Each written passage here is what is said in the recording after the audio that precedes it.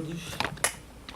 Queria convidar aqui para a mesa a Ana Farache, diretora da Cinemateca Pernambucana, que fez essa restauração do filme do Geneton Moraes Neto, e o pesquisador e cineasta Paulo Cunha, também, que co-dirigiu esse filme que a gente acabou de ver, O Coração do Cinema, e Esses 11 Aí também, outra produção do Geneton, que foi passou no meio da sessão, foi sobre futebol.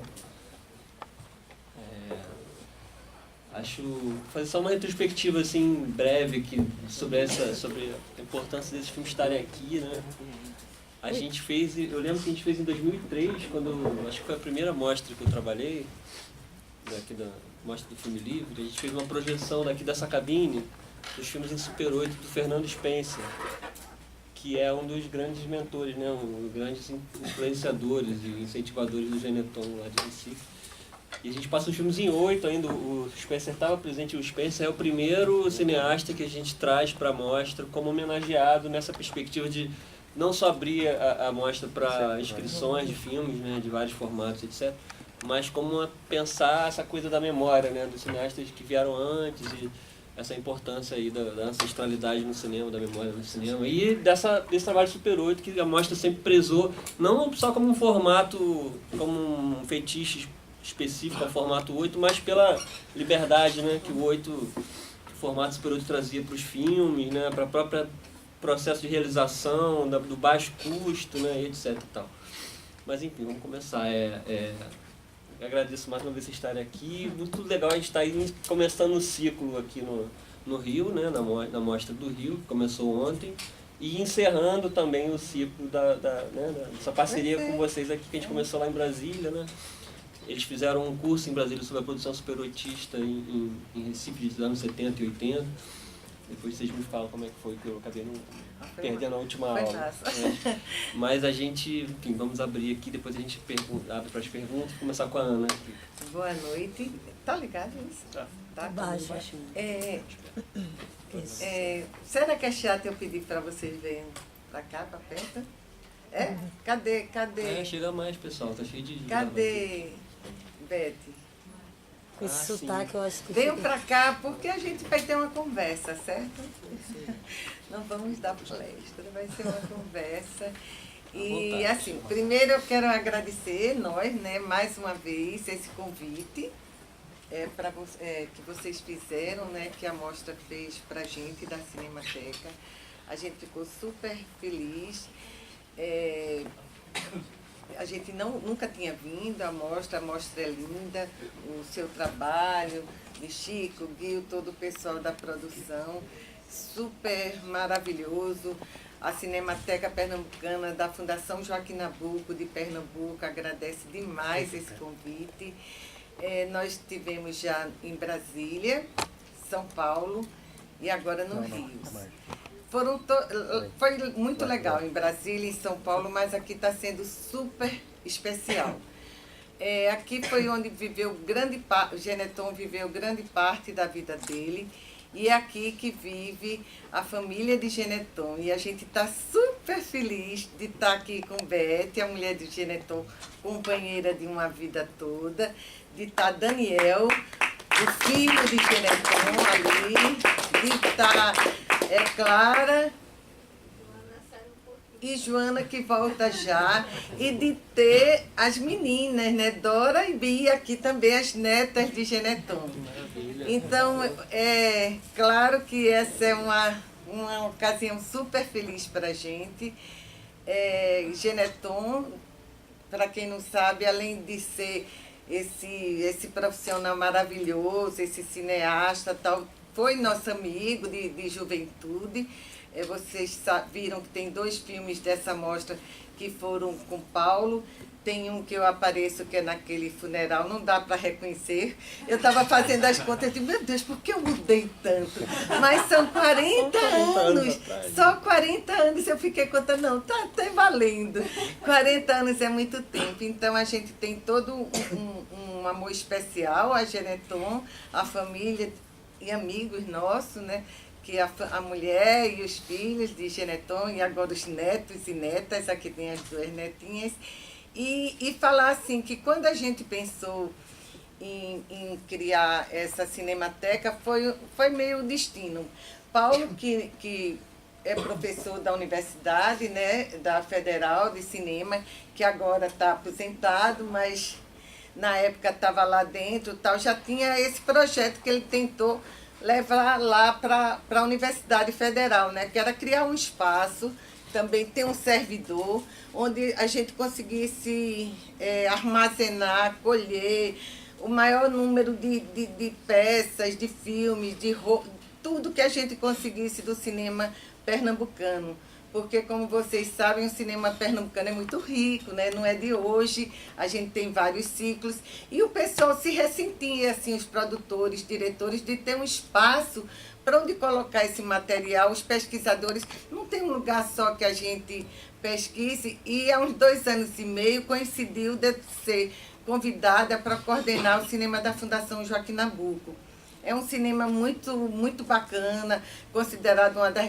São 2 salas melhores do estado, né? A gente tem um projetor 4K, o som é tudo do melhor, né? E a gente tem uma boa curadoria, uma sala realmente que a gente passa filmes e mostras que a gente não conseguiria se não tivesse aquele espaço. Quando eu fui convidada para coordenar, eu digo, tá, eu aceito, eu vou, agora eu tenho uns projetos que eu gostaria de botar para acontecer. E aceitaram isso, e um dos projetos foi esse de Paulo, né? Que aí a gente encampou esse projeto e a gente aceitaram em 5 meses a gente conseguiu preparar um espaço, são 400 metros quadrados, lá no cinema da Fundação, junto de uma das salas, e era um espaço que estava lá vazio há 10 anos. Quando eu fui pegar, todo mundo até hoje reclama, querem tomar. Estava 10 anos parado. Minha gente, 10 anos dava para ter nascido uma criança, já está quase uma adolescente. Mas aí a gente conseguiu pegar. E quando a gente foi montar, como é que a gente vai, o que é que a gente vai oferecer, além do que a gente hoje já oferece, que eu digo rapidamente o que é que a gente conseguiu nesse 1 ano, a gente pensou na obra de Geneton. A gente tinha perdido o Geneton há pouco tempo, há uns 6 meses. O pernambucano, de maneira geral, gosta muito de Geneton, né? Todos os nossos colegas de profissão, todos nós jornalistas e tal. E a gente pensou em pegar esse material de Geneton muito rico, de Super 8, que mal a gente via, e o que tinha digitalizado ainda estava em uma condição muito precária ainda. Então, quase ninguém conhecia. E a gente contou com a bondade, a amizade e a confiança de Beth e dos meninos, que levou para a gente no Recife as latas dos filmes. Foram 16 filmes, né? Que ela levou, e a gente morrendo de medo. E eu digo, Paulinho, e a gente conseguiu grana para levar para Los Angeles. Esse é o melhor laboratório, né, de lá, de Super 8. Para vocês terem uma ideia, é lá na Pro 8 que eles fazem filmes para Spielberg, quando usa Super 8, tá? É assim, tampa de crush. Então, aí a gente ficou com aqueles filmes, eu digo, e aí, Paulinho, e se o avião cair? Eu digo, não é melhor tu levar metade num e eu a metade... Não, eu digo, não, aí, Beth, eu falei até a Beth disse, não, Aninha, aí é um destino. E a gente levou, né? Amanhã vai passar um filme do Ivan, que ele mostra essa trajetória da gente.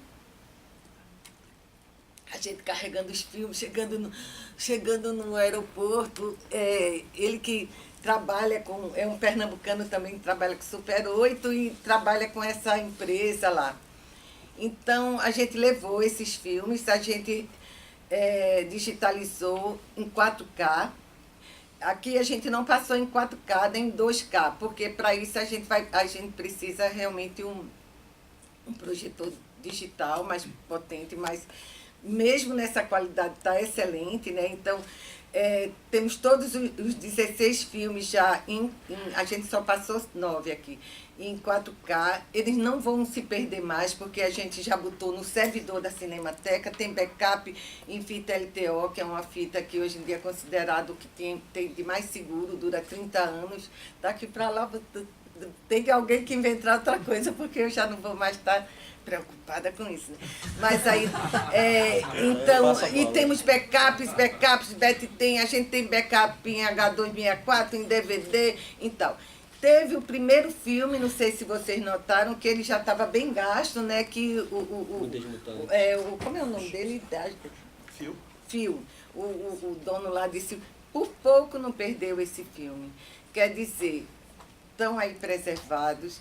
A gente já tem mostrado esse filme já foi visto agora mais do que ele foi durante todo esses 40 anos. Né? A gente teve a oportunidade de mostrar algumas vezes no cinema da Fundação, em Brasília, em São Paulo, agora aqui em Curitiba a gente já mostrou.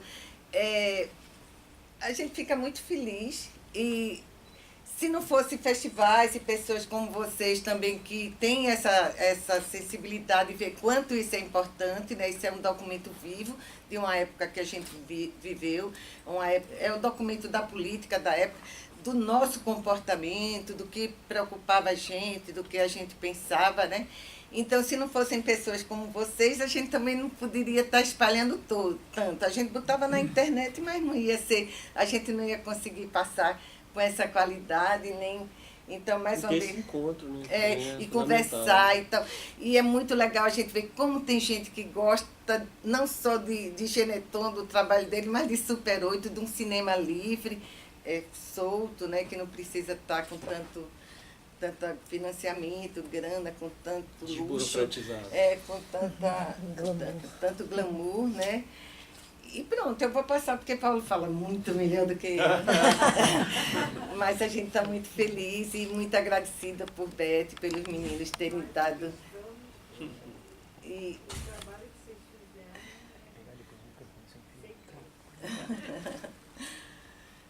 Obrigado, Ana. Vamos passar aqui para o Paulo. Então, eu também queria agradecer. Eu fico super feliz também com a presença de Beth, de Clara, Joana e Daniel e das netinhas. A gente tem rodado com esses filmes por aí e é sempre muito bom. A receptividade é muito boa. Vocês viram, são 10 anos de produção de Geneton, de 1973 a 1983. O último filme é de 83, o primeiro de 73. Nesses 10 anos, vocês sabem, o Brasil viveu uma espécie de tempo muito particular. Então, no início, em 73, a gente estava no auge da ditadura militar, né? E já chegando em 83, a gente está saindo disso. Então, os filmes refletem, não é, um pouco isso que aconteceu no Brasil naquele momento. A gente também tem ficado feliz em mostrar esses filmes, né? Porque eles mostram que é isso, como ele fala várias vezes, que a gente tem a obrigação de ter esperança. Que mesmo nessas situações que você olha assim, meu Deus, como é que pode, o que é que está acontecendo, onde é que eu estou, o que é que eu vou fazer da vida, mesmo assim, você consegue fazer coisas, você consegue se colocar, e ele se colocou de uma maneira muito bonita, né? Aí eu gosto também de dizer que nesse momento do início, em 73, nossa geração estava vivendo um dilema assim, muito evidente, vocês devem conhecer isso. Claro que a gente era contra a situação que estava posta no Brasil, sobretudo desde 68. Mas a gente ficava naquela circunstância, o que é que a gente vai fazer? Então tinha uma parte da nossa geração que foi fazer um combate mais direto, com armas, com tudo, né? Vocês sabem disso. E lá em Pernambuco, em 1973, aconteceu uma chacina, que é chamada de Chacina da Chácara São Bento. Um grupo da Vanguarda Popular Revolucionária, um bando de jovens, feito a gente era, estava lá pensando em fazer coisas com armas e tal, e eles foram trucidados, assim, mas foi um grupo grande, acho que umas 8 ou 10 pessoas. E eu chamo muito a atenção a isso, porque essas pessoas que foram trucidadas lá em 73, elas andavam nos mesmos lugares que a gente andava. Eles tomavam cerveja no Alto da Sé, feito que a gente tomava em Olinda.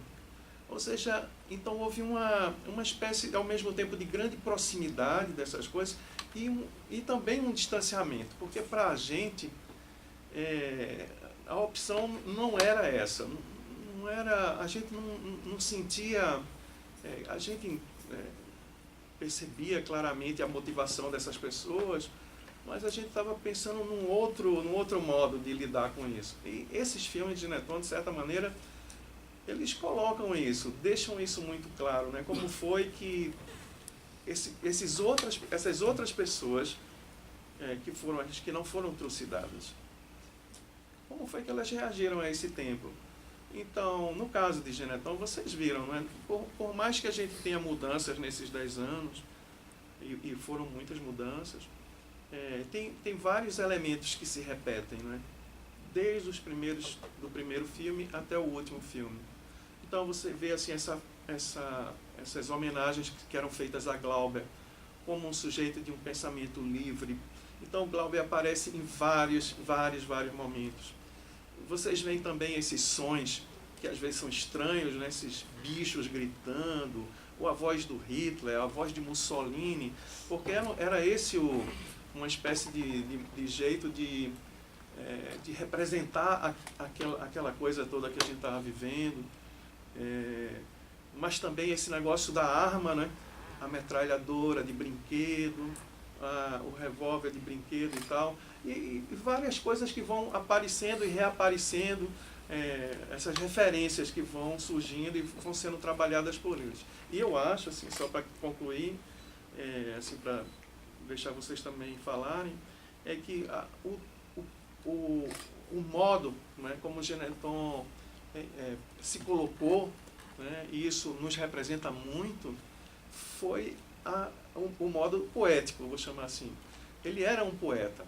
Ele fazia, Genetton fazia poemas desde muito novo, desde criança ele escrevia.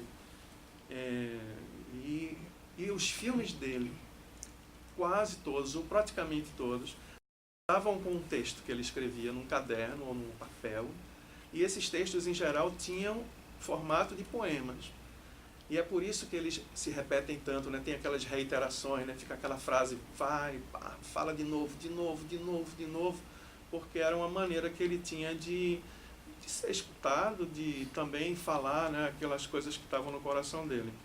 E a gente então acha assim que é uma produção linda, que a gente fica muito feliz dela estar hoje disponível assim para ser apresentada, porque a gente acha que talvez, se não tivesse isso, se não tivesse esse trabalho de Genetton, a nossa geração não seria tão bem compreendida como ela pode ser a partir desses filmes. Para a gente, assim, não é só... Porque assim, ela também, mas eu conheci Genetton quando a gente tinha 16 anos. Justamente no ano que ele fez esse primeiro filme, em 1973. Então, assim, e a gente foi amigo a vida toda. A vida toda. Eu esqueci de dizer que Valdir estava aqui. Sim, Valdir também é da nossa geração pernambucana, mas também é carioca de adoção. Amigo de Genetton. Amigo de Genetton de muitos anos. Paulo, eu infelizmente não tive a oportunidade de fazer essa pergunta para o próprio Genetton.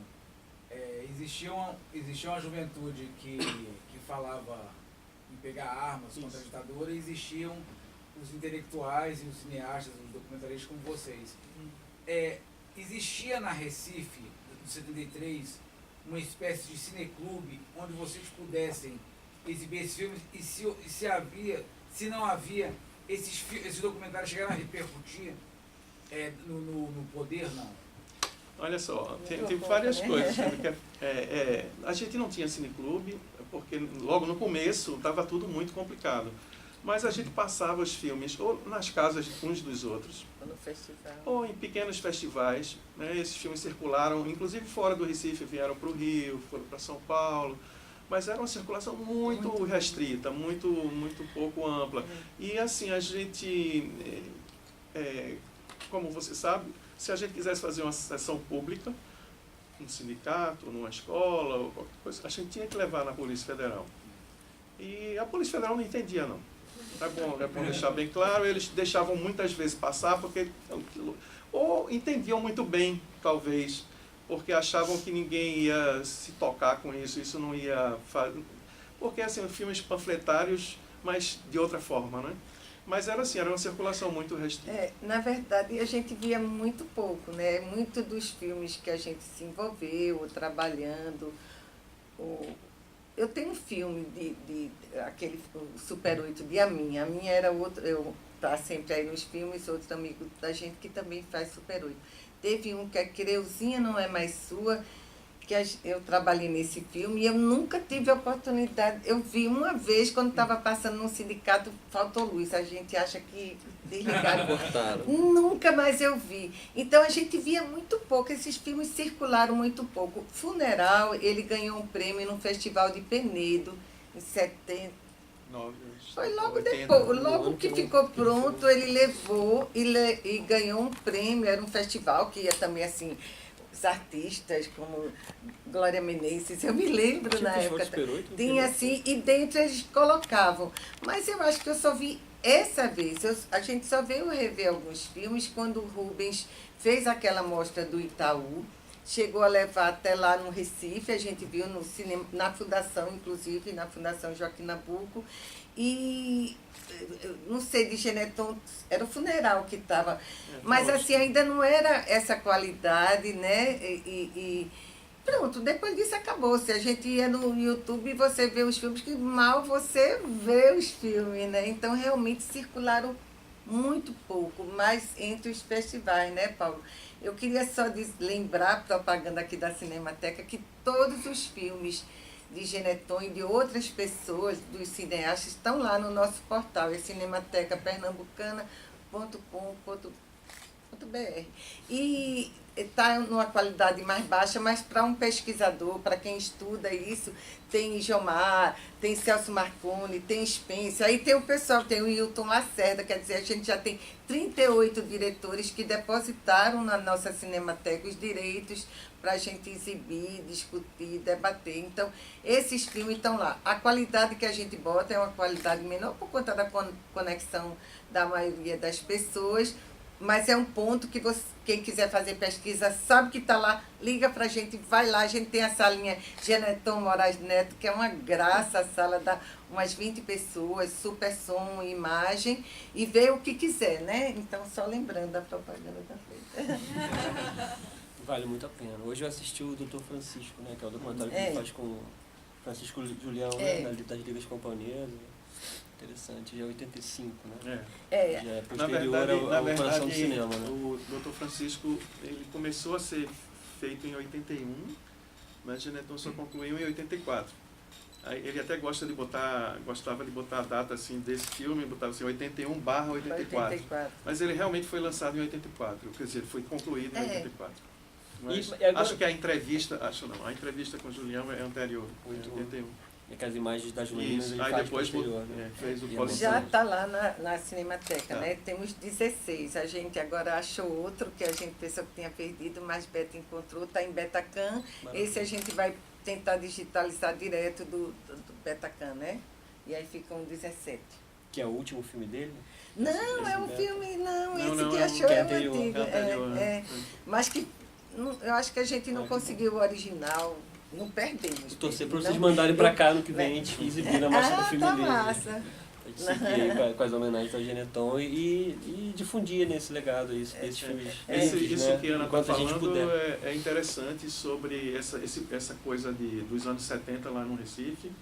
Claro, a gente acha que esse material de Geneton é diferenciado, é muito qualificado, e, sobretudo como representação desse tempo, mas foram feitos 200 curtas lá em Pernambuco, e mais de 30 ou 35 cineastas diferentes. Então, tem muita coisa, mas tem muita coisa que se perdeu.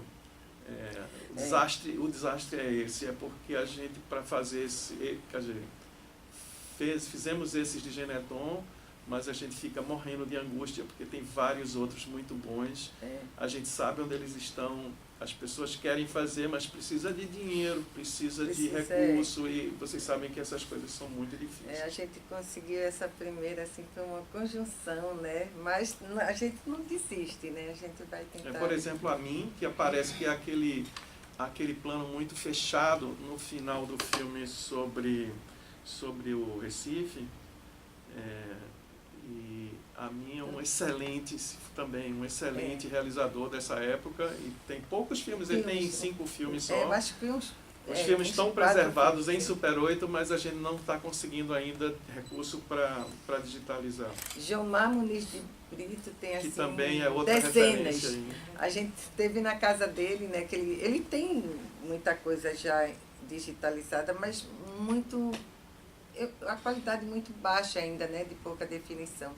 E a gente agora está atrás dos filmes. Cadê? Mas você não me lembra, não sei quem deixei. A gente está fazendo inventário para ver se recupera. Porque se a gente consegue, pelo menos, o original, já tem. Aí a gente vai atrás de dinheiro, né, de grana. Mas é, assim, uma luta contra o tempo, porque eles se acabam, né? O Recife, inclusive, muito úmido e tal. O pessoal guarda em qualquer lugar, sem condições, né, sem ar, sem desumidificador. Então a gente está correndo contra o tempo, porque a gente pode perder esses filmes e com certeza a gente vai perder uma parte muito interessante do cinema, da memória, né, da história da gente.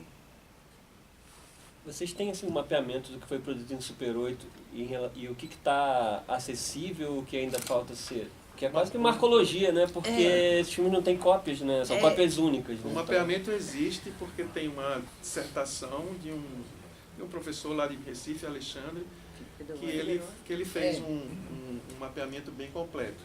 Agora, essa segunda parte, assim, desse mapeamento, cópias, o que é que ainda existe, não a tá gente, pronto, não. lá, se você entrar na Cinemateca, que a gente ainda não conseguiu fazer o tag para fazer, mas se bota Super 8 na busca, vai aparecer. A gente tem muita coisa já em Super 8. A gente tem de Spencer, de Jomar, de Celso Marconi, a gente tem os filmes que a gente mostrou no último dia, que foi sobre o fechamento do último cinema de rua, assim, do Recife. Spencer está lá? Spencer tem de Spencer e de Félix, Cinema Glória, que era assim no bairro do Recife, um cinema que recebia cerca de 1.000 pessoas por dia, imagine. Então, tem esses documentos, a gente tem uma condição que dá, inclusive, para passar lá no cinema em tela grande, mas a maioria, muitos estão numa condição muito precária, e quando a gente vai perguntar, não sei mais onde está, não sei, perdi e tal. Tem um outro problema com relação ao Super 8, que vocês devem ter percebido, é porque o som do Super 8, ele funcionava numa banda sonora extremamente fininha, magnética, ao lado da película. O Super 8 já é uma películazinha de nada, né? É 8 A projeção do filme já ao tá lado dela desgastada. corria uma linha assim, quase de 1 milímetro, uma banda magnética, onde era colocado o som mono, né? E vocês viram, essa banda magnética, ela estraga-se ainda com muita facilidade. Então, às vezes, quando tem uns filmes que você está vendo assim, tá o som está inseguro, ou ele vai, aumenta, diminui, ou desaparece nos momentos. E a gente não... a nossa posição lá é não interferir, a gente restaura dentro de um limite, ou seja, a gente não mexe no original. Então, a gente não altera a cor, não altera nada, a gente melhora na condição exata do original. E o som, a gente podia, por exemplo, muitos filmes são musicais, a gente poderia recolocar a música, a banda, mas aí não tem. Ia dar um desequilíbrio, né? Seria um desrespeito total. O Genetão tinha uma característica muito forte, que era ele gostava muito de música, Sim. Principalmente música nordestina. E ele sempre, até nos programas, aqueles programas com os militares, ele tinha essa marca de... Ele chegava a pensar o roteiro baseado nas músicas? Sim, com certeza. Com certeza. Ele adorava música, assim, a marca dele é essa, realmente você tem toda a razão. ele, assim, isso é um outro fenômeno do Super 8, que era essa coisa de vampirizar tudo. Ninguém pagava direito autoral de nada, Aos né? Beatles, imagine se Então, fosse hoje pagar os Beatles. Dos Beatles a Caetano Veloso, tudo entrava, né? Mas tem ações do da Abbey Road contra o Geneton. A sorte é que a gente sabe que de Caetano ele não vai reclamar, né? Que ele ia dar... Caetano era muito amigo Mas tem dele. coisas que se repetem também, que depois ele, que é aquilo que você falou, parece que ele queria dizer alguma coisa, né, assim, ia repetindo. E depois no filme sobre o Glauber, né, o documentário, tem a cena também escrevendo no muro, tem a pintura atrás, as pessoas passando. Sem como saber assim? que seria o último filme que ele faria em vida, esse último filme do Glauber, o Funeral. Desculpa. Só porque a gente está gravando o debate. Ah. Né? Eu tive esse insight vendo agora, sem saber que seria o último filme que ele faria em vida, né? Do A Cordilheiros? Fúria do Fogo Bárbaro, né? Sim. Sobre o Glauber. Ele reúne vários elementos de toda essa obra. A pichação no muro com o Daniel, a entrada no mar, Daniel com a bandeira. Usou bem... minha mãe no cemitério. O uso de parentes é uma coisa recorrente. A vantagem do parente é que é de graça. Não tinha caixeira. Então foi bonito constatar isso, que ele fez um corolário da obra dele nesse último filme e ele escolheu fazer. As referências musicais também, referências poéticas, musicais. né? As citações, essa coisa do Mayakovsky, Isso, né? isso. Bom, e de fato, ele gostava de manter essa... São assinaturas. É, né? são assinaturas, Tem marcas que uma vão... coisa que eu acho até que serve de inspiração também para quem está produzindo hoje, né? E que ele também repetiu no Glauber, ele fez questão de subir quando foi lá no festival no Ceará.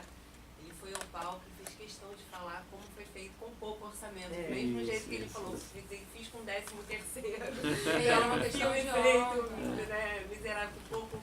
E ele falava isso, ele falou assim, a gente precisa de uma câmera na mão, né? Assim, bem aquela coisa, né? Urgente, né? Urgente.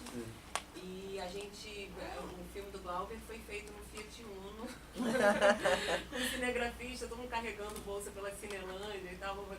Então foi assim, bem, até um estímulo para, né, produzir agora cinema também, acho que vai ter que ser esse esquema.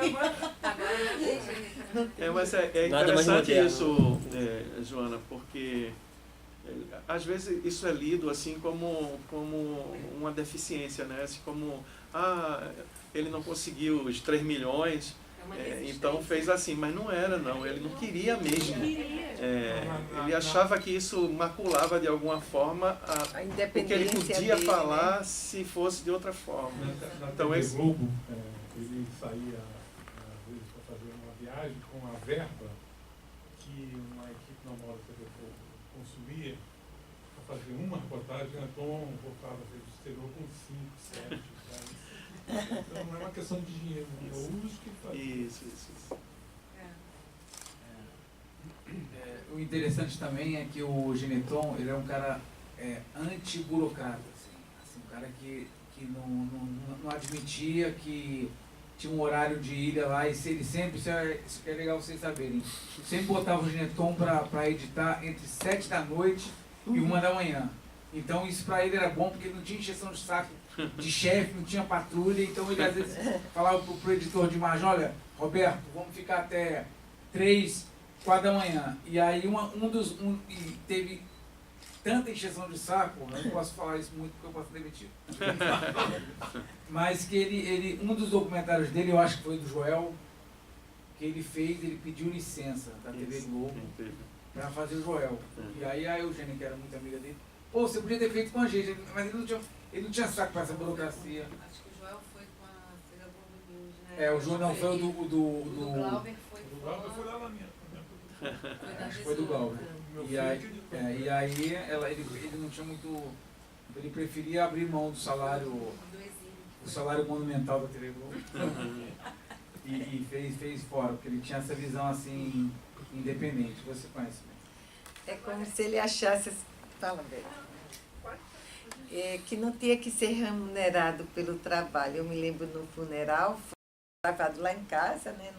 Eu morava na época com alguns amigos jornalistas. Lula é jornalista, Lula Falcão, que agora está em São Paulo, né? Que escreve aquela frase no muro, né? Do jornal, né? Aquilo ficou lá na minha casa até Saudade eu me de uma mudar janela. daquela casa, né? E eu estava olhando hoje, toda vez eu fico, onde eu pendurava a roupa e ficou lá, eu digo, meu Deus, a gente não tirou, eu digo, não, mas ele não ia deixar tirado, ficou lá o lance. Mas eu lembro que esse filme, que rendeu um prêmio para ele, um dinheiro, deve ter sido uma coisa pouca, eu não me lembro, eu sei que ele comprou presente para todo mundo. Eu ganhei 3 livros, ele me chegou com 3 livros. Eu digo, imagina, é tão pra... Quer dizer, como se não fosse, ele não pudesse nem, porque ninguém deu dinheiro a ele. Foi tudo, o filme foi ele que pagou, tudo, né? Foi ele que teve a despesa, né, do filme, da revelação e tal, e ele não pegou nem aquele dinheiro para isso, ele saiu dividindo presentes para a gente. Foi o cachê, né, da equipe, né? Ele pagou da forma que ele Tem pôs. esse né? aspecto da generosidade, né? Que É muito generoso. Todo mundo menciona, assim, vocês sabem, a gente eu e Ana, a gente terminou agora um texto de um livro que vai sair pela editora, a companhia editora lá de Pernambuco, a CEP, provavelmente em agosto, né? A gente entregou terça-feira o material e a gente entrevistou um monte de gente, mais de 60 pessoas. E é inacreditável, assim, 2 aspectos. Um, que a gente nunca encontrou uma pessoa que tivesse uma reclamação, dizendo, alguém disse, ele me puxou o tapete não sei aonde, ele me sacaneou não sei aonde, nenhuma. E a outra coisa é as pessoas sempre revelando esses aspectos que vocês estão falando, de uma pessoa que não gostava de burocracia. O que ele, de fato, eu acho que gostava muito era ter autonomia, né? Ele gostava de... Eu acho que esse negócio do pouco recurso tinha muito a ver com a sensação que ele tinha que desse jeito ele era mais autônomo. Ele não precisava estar dando resposta para nada, então ele menos equipe, menos dinheiro, menos tudo dava autonomia a ele, que na verdade é a essência do festival, do pessoal aqui. Que é isso, né? Você tem uma relação aí que às vezes é complicada entre você ia falar. O baixo orçamento e a liberdade. Não, fala, Beto. Você quer falar? Não, deixa ela falar, depois vai Deixa eu falar que eu também estou curioso com a Vila. Temos tempo, gente. Pode Tem, trocar. que o rapaz está ali, porque pensando Não, que não, já a gente tem uns 15 minutos aí. Não, o que eu ia falar era que da atualidade do texto, né? A Flor do Laço e Vadia, o texto pode ser aplicado no que está acontecendo hoje. E voltando aos... Infelizmente, né? Infelizmente. Também, né? Por outro lado. Tem esse paradoxo, né? Fica uma coisa da época, né? Que se reclamava disso. Agora, os festivais de Super 8 e tal, dos prêmios, teve um prêmio que ele pegou e foi viajar pela América do Sul, né? Foi ao Paraguai, Argentina. Foi preso lá. Foi preso em Córdoba, né? E os militares pararam onde? Córdoba, na Argentina. Achou que era porque a gente tem um fizeram filme todos super lavar aquele filme foi o nessa quartel. viagem. América Morena, né? Na Argentina, né? Mas por que ele foi preso? Tiveram que lavar Por nada. Foi confundido. Nada, o cara parou o ônibus, estava cheio de cabeludo. Tinha cara de comunista. Os milicos mandaram ele lavarem o pátio do quartel lá. Sacanagem. Ele tem, né, América, né? América Morena? América Morena, 1 e 2 está lá, foi digitalizado filme de viagem, também. assim, Que é né? dessa É dessa viagem, viagem. Super 8 que ele fez. Não, mas é incrível os festivais que aconteciam, né? Tinha uma repercussão. Tinha. Tá voltando, né? Voltando. Oi, então, eu queria perguntar sobre a crítica Ariano Suassuna, que chamou ele, que ele até imita a voz dele, né? Eu queria entender por que vocês tinham Veja, essa crítica. hoje em dia a gente acha engraçado, né? Porque na geração da gente, Ariano, ninguém curtia muito Ariano, né? Eu fazia parte de um grupo de teatro, o TUCAP, que era o grupo da Universidade Católica de Pernambuco, que teve uma peça, A Face da Boa Preguiça. A Face da Boa Preguiça, de Ariano, e que eu não tinha... Quando eu entrei na universidade, entrei no Tucap, esse grupo já estava a peça pronta e viajaram. Quando voltaram, era essa história, né? Ou em Boca de um Entra Mosquito, eu me lembrei, esqueci do nome. É uma peça de Ariano, que o grupo montou, e o guarda lá da cidade, o grupo colocou como era um travesti, era um gay. Um soldado gay. O delegado fosse gay. Um soldado gay. E a peça ganhou o prêmio, eu acho que foi em algum daqueles festivais que tinha... Minas, antes. Desses bem conhecidos, que tinha um festival bem conhecido na época, em 72, 73, e ganhou o prêmio. Essa foi a melhor peça estudantil. Quando eles voltaram para o Recife, e a gente quis montá-lo no Recife, Ariano não deixou. Ele não deixou, porque ele pegou um personagem dele e transformou num gay. Foi proibido. Claro que a gente odiou, né? Claro que ele era super conservador, sempre foi. Mas, com o passar do tempo, Ariano começou a ser... Todo mundo ficou gostando, era muito engraçado e tal.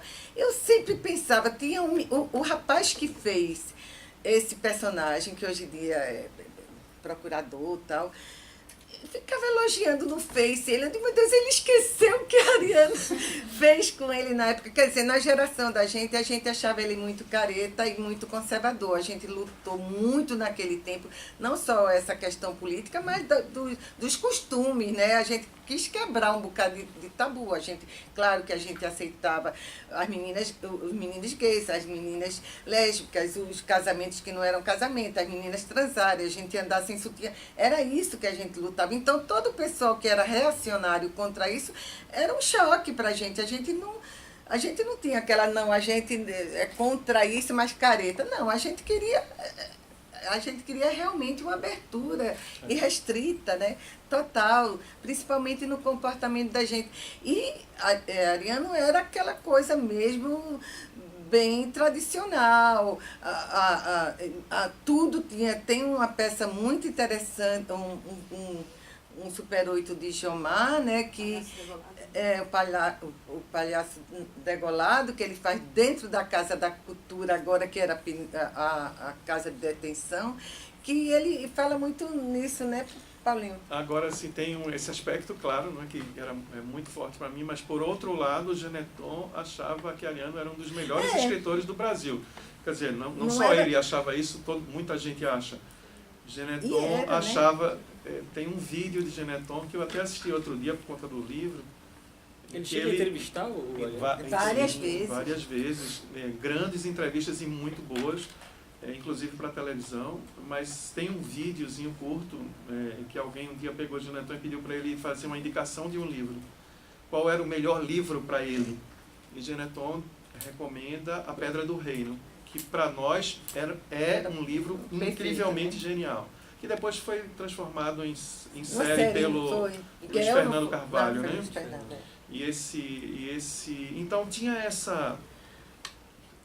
Vou chamar assim, uma certa ambiguidade. Então, por um lado, ele era muito conservador. Mas ele é aquela coisa do armorial. Por exemplo, rock and roll era um absurdo. Quando surgiu logo o Chico Sainz, foi um escândalo. Depois que ele repensou. Mas quando surgiu o movimento Mangue, na época ele era secretário da Cultura do Estado, ele reagiu muito mal. Depois não, ele foi vendo, tanto é que quando Chico morreu, ele foi lá, falou, aí o pessoal disse, tá vendo? Mas assim, são pessoas... Ele pergunta assim, mas por que não é Chico Ciência? Claro que não é Chico Ciência. Mas assim, ele tem, claro, um super escritor e tal, mas a gente também batalhava contra esses preconceitos, né? Era um tempo difícil de a gente assumir as posições... Gilberto Freire, né? Também. Gilberto Freire é a mesma situação, quer dizer, no outro nível. Embora sempre foi considerado assim, e né, o grande sociólogo, os livros tal, também sempre citados, mas a gente luta muito também contra essa coisa do comportamento. No caso do Jomar é que faz a narração, e por isso que ali ele faz com mais ironia ainda, porque Jomar... o papel de Jomar nesse tempo era muito de oposição a essas duas figuras por uma razão também quase política. Gilberto Freire e Ariano ocupavam na cultura de Pernambuco uma posição assim, hegemônica. Tudo tinha que passar por eles. Então, se tivesse assim, sei lá, houve uma enchente no Recife, aí tinha que entrevistar Gilberto Freire para saber o que é que ele achava da enchente. Tipo Caetano Veloso, esse tipo de coisa. E isso irritava muito as pessoas que... Outras figuras, né, da cultura local que não conseguiam espaço porque esses ocupavam um espaço muito central, muito grande. E tinha essa ironia também. Jomar batia muito de frente nisso. É por isso que tem o Palhaço Delo Bolado, e como é ele que lê aqui o texto, aí ele puxa mesmo. E também, eu falei lá em Brasília isso, eu acho, a gente falou. Tinha uma coisa assim que a gente achava um pouco hipócrita, que é esse discurso populista, na verdade, ficar assim, o povo, esse tipo de gente que fica falando do povo, mas não sabe de nada do povo, entendeu? Odeia o povo, não frequenta os lugares que o povo vai. Então, esse tipo de coisa irritava demais. Que ainda irrita até hoje. Ainda irrita, na verdade. Ana e Paulo, queria aproveitar essa linda oportunidade da gente estar aqui reunido, né? Não somente vocês com a obra que vocês estão retrazendo para a gente, mas também com a família, da qual eu tenho a felicidade de conviver também há alguns anos. Então eu queria fazer uma pergunta para vocês. Começa aqui, termina aqui. Que veio surgindo ao longo da escuta de hoje, que realmente eu acho que é algo muito impactante, e eu queria ouvir de vocês como vocês se relacionam com isso, que é realmente a questão da memória, porque vocês não só estão agora, né, tendo a oportunidade de revitalizar e revivenciar uma experiência fílmica, que vocês em algumas participaram, dessas que a gente viu hoje, mas, como a Ana bem colocou, estão revisitando nas telas muito mais pela quase primeira vez, ou inicialmente 30 anos, 40. quase 40 anos depois, né, Ana? 40, exatamente. Pronto. Daquele primeiro filme, né? 79. 73, 73? né? 73 mais, mais de 40. Mais de 40. 46, minha idade. Pois é, maravilhoso. E acho que a expansão da memória, não só pelo ato desses filmes estarem voltando com força agora, deles estarem voltando com força no momento em que estamos vivendo uma sensação de um ciclo que eu tenho. Novamente, esses temas estão presentes e, enfim, tudo isso que eu estou dizendo é para perguntar como vocês, como revisitar esses filmes mexeram e motivaram vocês nesse momento agora, e pensar que esses filmes têm a idade dessas pessoas que estão ao meu lado, que são filhos, né, uma nova geração, e da qual eu me incluo. O que vocês podem dizer pra gente um pouco, vocês que já passaram por um momento duro, como estamos vendo esse momento sombrio ficar cada vez mais presente? Então... A impressão que eu tenho é que o que eu sinto agora quando vejo esses filmes, eu sentiria se eu tivesse visto eles há 10 anos, há 5 anos. Eles vão além, embora possa muito bem ser aproveitada esse momento. Eu acho que o que me traz, o que me emociona, vai além do momento exatamente agora que você está se referindo. Porque, na verdade, isso que a gente... Eu acho isso que transparece, esses questionamentos, essa falta de liberdade, essa falta de compreensão que a gente percebia muito naquele tempo. Eu penso por mim, como jovem e tal. Eu acho que nunca foi resolvido no Brasil, nunca. Eu acho que esse problema que se fala aí como a fome, onde o povo está, a alegria tudo dentro do estádio não vai para fora. Eu, infelizmente, não consegui perceber em nenhum momento que isso de fato mudou no Brasil.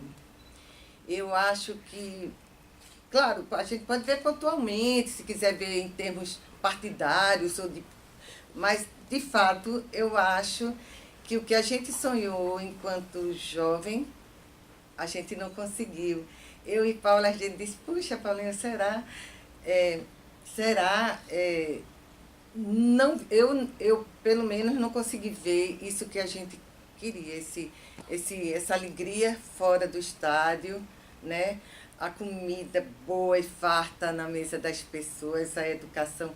Pode ter tido um momento um pouco mais e um momento um pouco menos, mas eu acho que o Brasil não deu certo até agora. Eu não posso dizer que se eu tivesse trazido esse filme para vocês há o quê? 20 anos. Poxa, agora está dando certo. Ou há 10 anos agora está dando certo. Eu nunca tive essa sensação. Eu não sou pessimista, mas talvez eu seja uma sonhadora e eu sonho mais, eu quero mais. Eu quero mais. Então, mas eu fico muito feliz pelo que...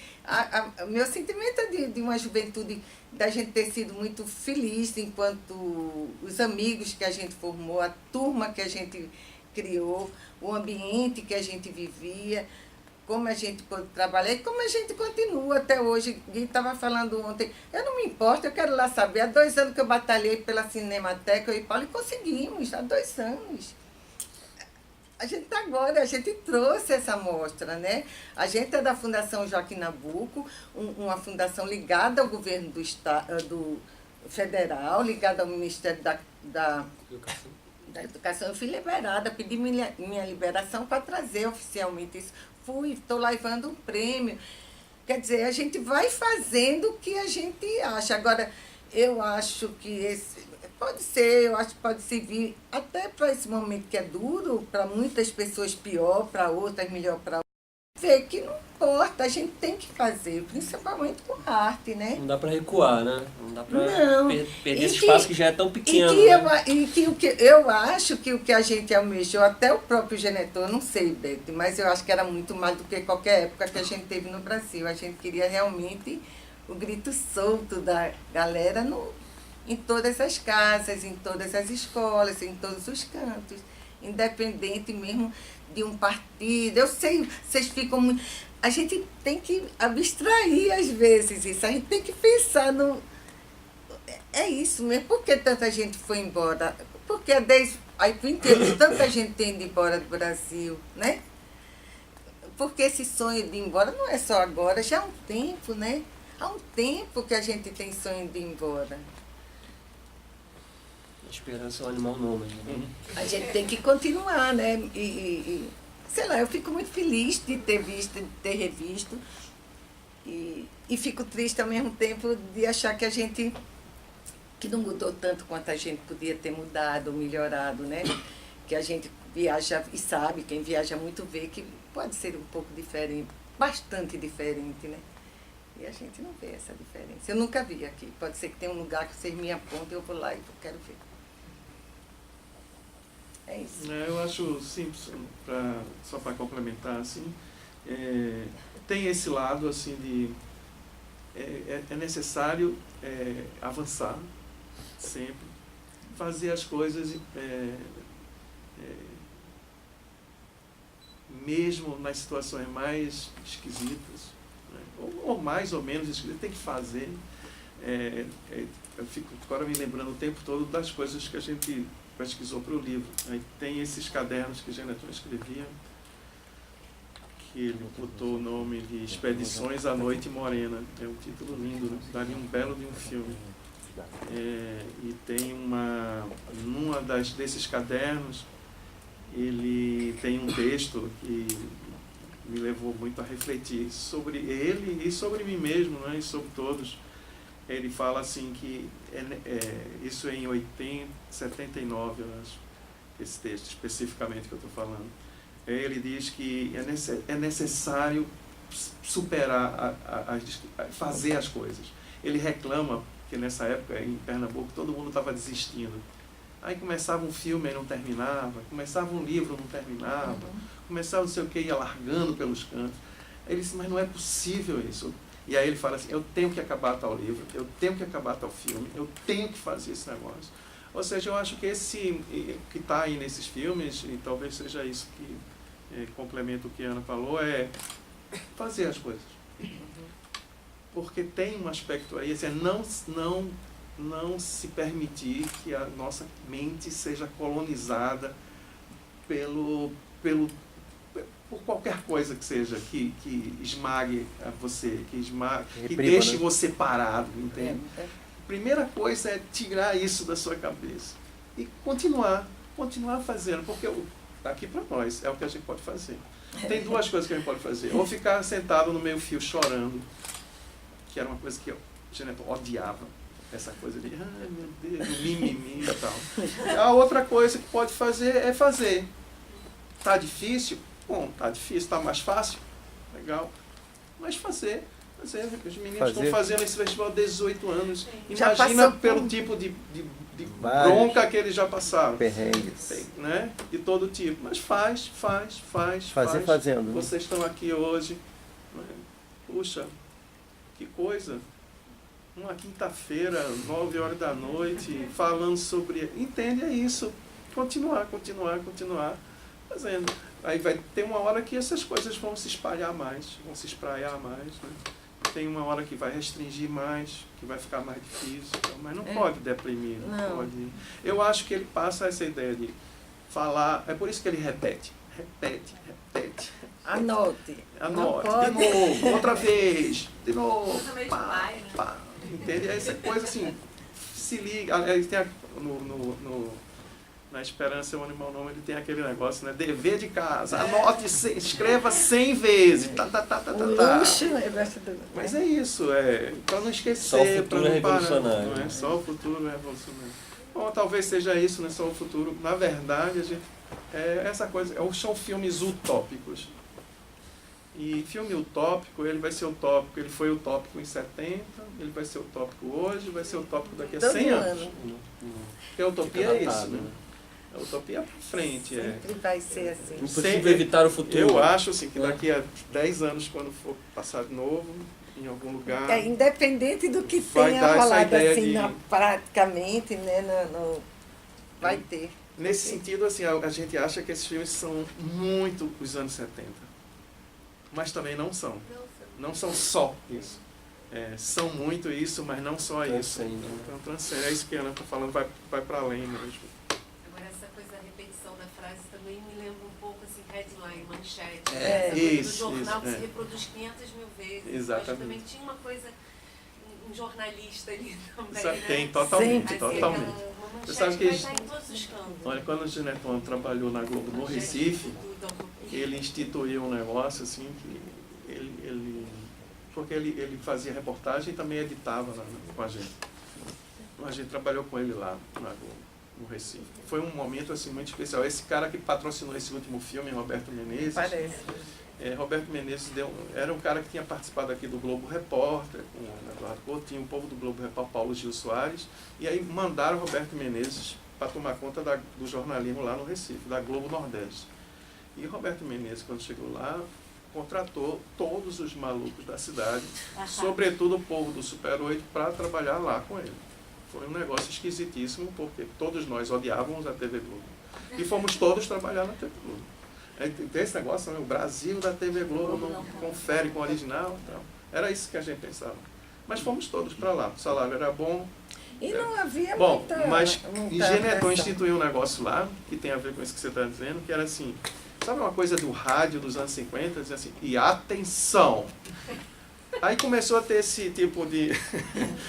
Você pega uma notícia que é mais ou menos interessante, aí se você bota na cabeça assim, e atenção, todo mundo já treme, né? Como assim, atenção? Já parei, né? E essa brincadeira que ele... Assim, que essa é uma espécie de resgate dessas linguagens mais antigas para uma situação totalmente nova que ele sempre fez. Então, os filmes, de alguma forma, estruturalmente, se você for olhar direitinho, tem aspectos que são muito antigos também. Coisas de filmes que talvez já nos anos 70, por exemplo, os filmes, as pessoas dizem, mas fala muito. Tem muita falação. é muito discursivo. Aí também vi textos dele outro dia, dizendo assim, é para ser discursivo mesmo. Tem que ser discursivo, tem que falar, tem que enfatizar, é isso, a ênfase.